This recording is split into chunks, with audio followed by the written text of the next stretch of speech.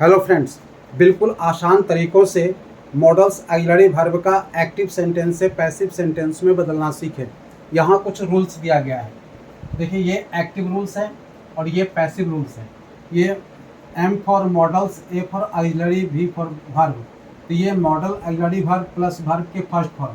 इससे पैसिव में जब बदलेंगे तो modal auxiliary verb plus B plus verb के थर्ड फॉर्म। इस तरह से देखें, modal auxiliary verb plus have plus verb के थर्ड फॉर्म। इस तरह से modal auxiliary verb plus have plus been लग करके वर्ब के थर्ड फॉर्म हो जाता है। अब यहाँ देखें, सब्जेक्ट ऑब्जेक्ट में आ जाता है, वर्ब यही रहता है सामने सामने, और ऑब्जेक्ट ये सब्जेक्ट में बदल जाता है। ये ध्यान रखना है। यहाँ देखें, कुछ एक्टिव सेंटेंस दिया गया है और यहाँ कुछ पैसिव सेंटेंस इसी का दिया गया है। ध्यान से इसे समझें। सी विल हेल्प यू, यहाँ विल से फ्यूचर टेंस है, वह आपको मदद करेगी। यहाँ देखें, you will be helped bye हर, आपको उसके द्वारा मदद किया जाएगा। यहाँ बी लग करके वर्ब के थर्ड फॉर्म आ गया है।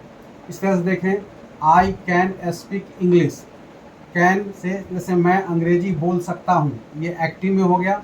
और English can be spoken by me, ये यहाँ देखें बी के बाद वर्ब के थर्ड फॉर्म आया है, तो अंग्रेजी मेरे द्वारा बोली जा सकती है। इस तरह से यू कुड टेल मी, यानी तुम मुझे बता सकते थे, ये एक्टिव में हो गया। ये पैसिव में देखें, I could be told by you, be लग करके वर्ब के थर्ड फॉर्म आया है, मुझे तुम्हारे द्वारा बताया जा सकता था। इस तरह देखें, चिल्ड्रेन शुड ड्रिंक मिल्क, ये एक्टिव है, बच्चों को दूध पीना चाहिए।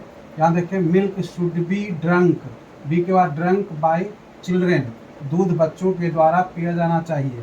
यहाँ देखें, she should have made tea, ये पास्ट में चला जाता है क्योंकि शुड हैव के बाद वर्ब के थर्ड फॉर्म लगा है। उसे चाय बनाना चाहिए था, तो यहाँ देखें, tea should have been made by her, चाय उसके द्वारा बनाया जाना चाहिए था। ये हैव के बाद बिन आया है, इसके बाद वर्ब के थर्ड फॉर्म आया है। तो देखें, he could have should the sum, वह सवाल हल कर सकता था, ये एक्टिव में हो गया।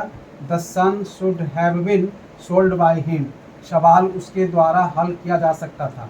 यहाँ शुड हैव के बाद बिन लग करके वर्ब के थर्ड फॉर्म आया है। Okay, thank you.